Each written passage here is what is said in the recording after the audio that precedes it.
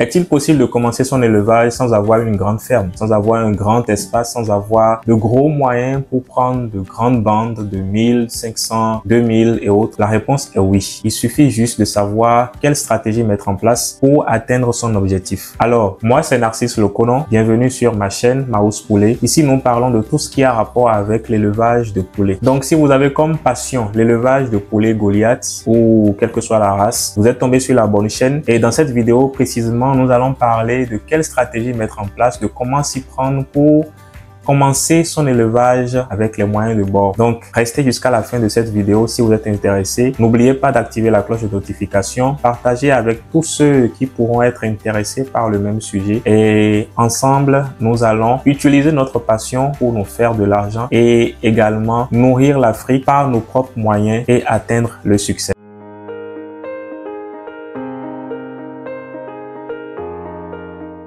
Vous avez comme passion de commencer avec l'élevage de poulets, mais vous n'avez pas l'espace qu'il faut. Vous n'avez pas une surface de 500 mètres carrés, vous n'avez pas une surface vide pour pouvoir commencer. Vous pouvez commencer avec les moyens de bord en prenant comme départ, parce que si vous voulez commencer, vous devez prendre les poussins. C'est la meilleure stratégie, prendre les poussins pour maîtriser tout ce qu'il y a comme paramètres autour de l'élevage de la race que vous avez eu à choisir. Donc, dans notre cas d'espèce, il s'agit de la race Goliath, puisque c'est purement cela que nous faisons sur notre chaîne ici, dans notre ferme Maus Poulet.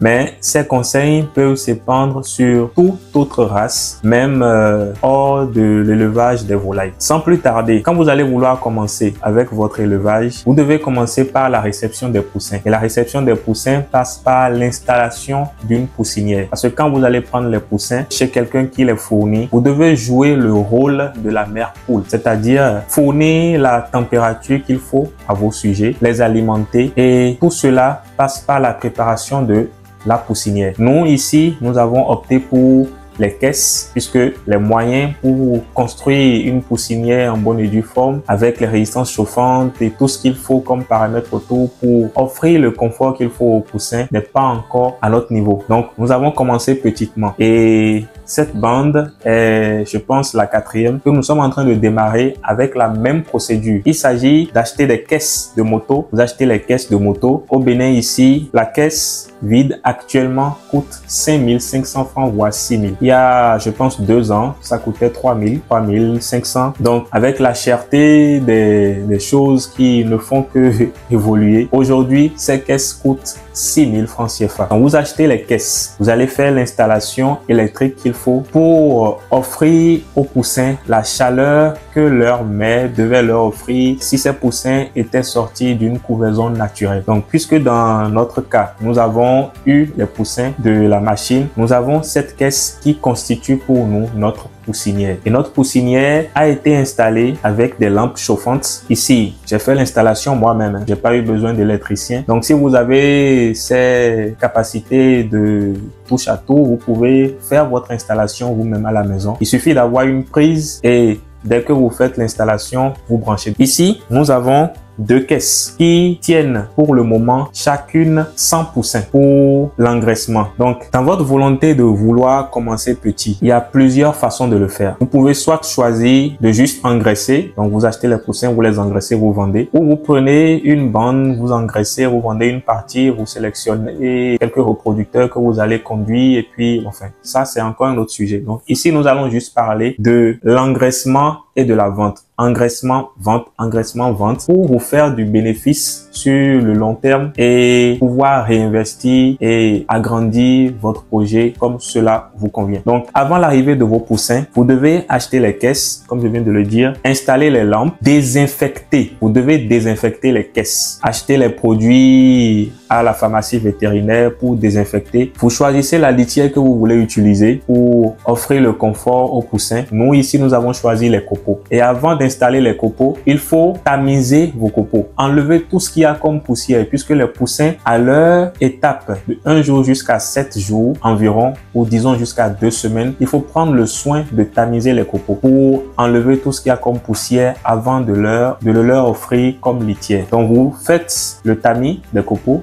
vous installer avec une épaisseur de 3 cm environ, puisque quand les poussins même vont intégrer la caisse avec leur promenade dedans, marcher dessus, le copeau va finalement s'entasser. Donc, offrez-leur une épaisseur minimum de 3 cm, 3 à 5 cm. Vous faites cette installation pour vérifier les lampes, que tout fonctionne. Vous avez déjà votre abreuvoir, les mangeoires. Vous devez acheter les médicaments qu'il faut pour les booster dès les premiers jours et l'aliment qu'il faut, l'aliment pour pouvoir les nourrir, puisque vous ne pouvez pas acheter les poussins et commencer à leur offrir des restes de repas de maison ou juste du maïs concassé. Si vous voulez réellement rentabiliser, il faudra mettre les moyens qu'il faut derrière. Ici, comme je viens de le dire, nous avons installé 100 poussins de chaque côté. Donc, vous pouvez voir dedans que nous avons des poussins qui sont au repos tranquillement avec les abreuvoirs qui sont installés. Ils ont à manger à disposition et tout va bien. Donc, une astuce pour rentabiliser ce business, c'est-à-dire prendre les poussins,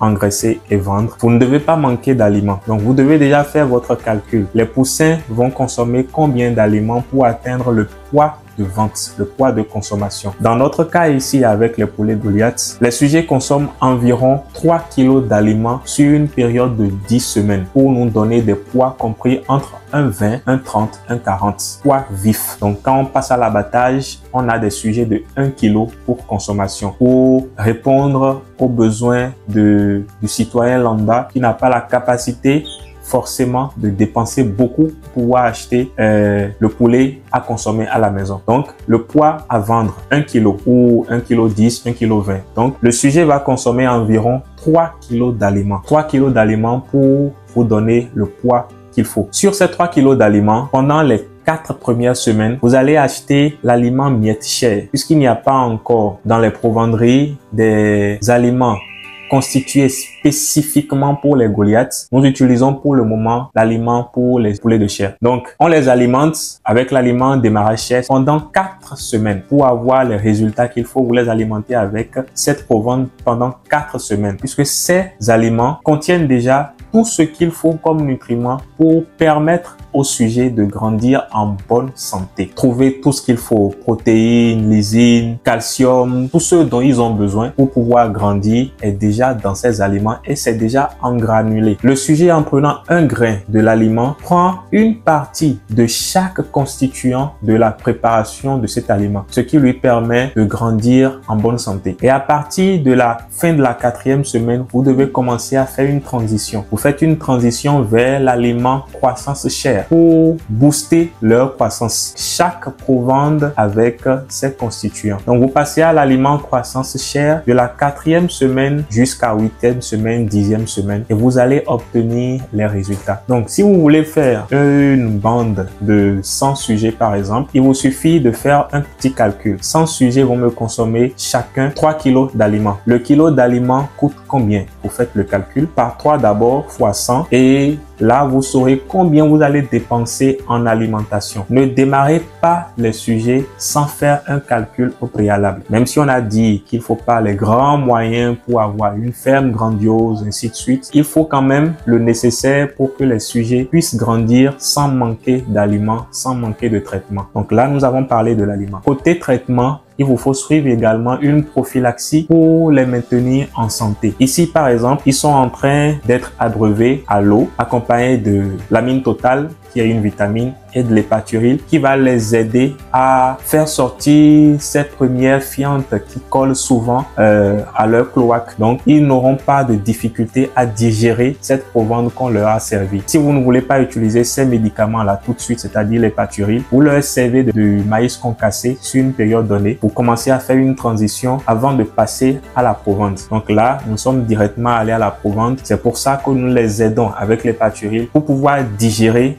cette provende-là sans trop de difficultés. Donc, après ce service pendant 3 jours, 3-4 jours, où ils seront beaucoup plus dynamiques, on va les vacciner. Nous allons les vacciner pour éviter que la maladie ne vienne réduire à zéro notre investissement. Donc, nous allons les vacciner au Newcastle, nous allons les vacciner à la bronchite infectieuse et les vacciner également contre le combo. Donc, ce sont des vaccinations qu'il faut faire en cours de chemin pour assurer la bonne santé à vos sujets. Donc, avec tout ce que vous aurez à dépenser en médicaments, en aliments, en installation de caisses et autres, vous allez ajouter un petit investissement à faire pour réaliser une cage sur pilotis. Je suppose chez moi ici, j'ai la possibilité de conduire ces sujets jusqu'au poids de consommation parce que je suis là actuellement dans une cuisine inexploitée à la maison et ça m'a permis de mettre mes caisses. Je les chauffe, je vais les conduire jusqu'à la 3e semaine, 4e semaine où ils auront atteint l'emplumage qu'il faut pour sortir de la chaleur ici et pouvoir confronter le courant de vent au dehors. Donc quand ils vont quitter ici, je vais les mettre maintenant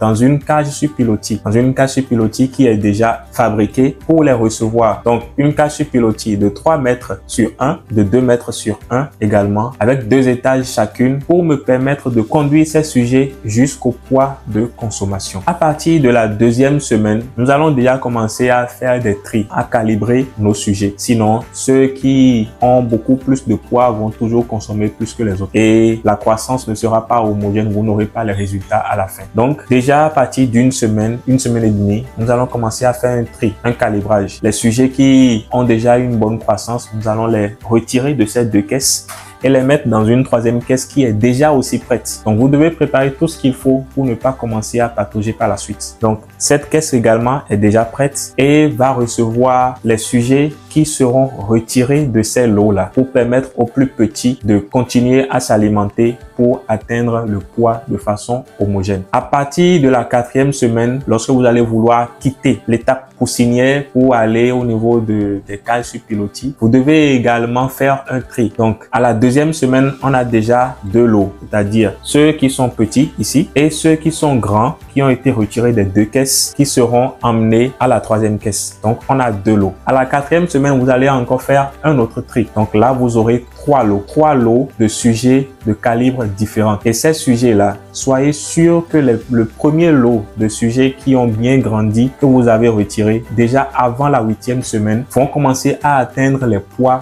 pour consommation si vous les alimentez de façon régulière avec l'aliment en qualité et en quantité. Donc l'aliment en qualité, on en a déjà parlé, les provender en granulés. En quantité, c'est leur servir l'aliment à volonté. Servez-leur l'aliment à volonté. Ne pincez pas l'aliment puisque sans l'aliment, les sujets ne vont pas vous donner le poids qu'il faut. Donc pour rentabiliser, vous leur donnez à manger en quantité. À tout instant, ils doivent avoir à manger. À l'étape poussin, ne gaspillez pas la nourriture. Il faut essayer d'y aller de façon stratégique. Vous leur servez à manger chaque 2 heures, juste ce qu'il faut pour qu'ils puissent manger, pour qu'ils ne les gaspillent pas puisqu'ils ont toujours tendance à gratter. Et déjà, quand vous allez quitter l'étape poussinière, puisque là, actuellement, ils sont en train de manger dans des plateaux, c'est très facile à gaspiller la nourriture. Quand ça va quitter les plateaux pour les mangeoires ou des tuyaux PVC, ce sera beaucoup plus simple. Donc, vous leur servez l'aliment, ils mangent. Il n'y a pas de combat à mener pour manger. Quand un sujet a la volonté de manger, il va picorer, il mange et puis il se repose tranquillement. Donc, avec cette méthode d'alimentation, déjà à la 8e semaine, avec les tris également qui sont faits autour, vous devez atteindre les poids de consommation. Le résultat est toujours là. Testez, approuvé. Donc, vous aurez les poids pour la vente à la 8e semaine déjà. À la 9e semaine, le 2e lot, c'est-à-dire le 2e tri qu'on a eu à faire à la 4e semaine, aura déjà aussi atteint le poids de consommation. Et déjà à la 10e semaine, les derniers auront aussi atteint le poids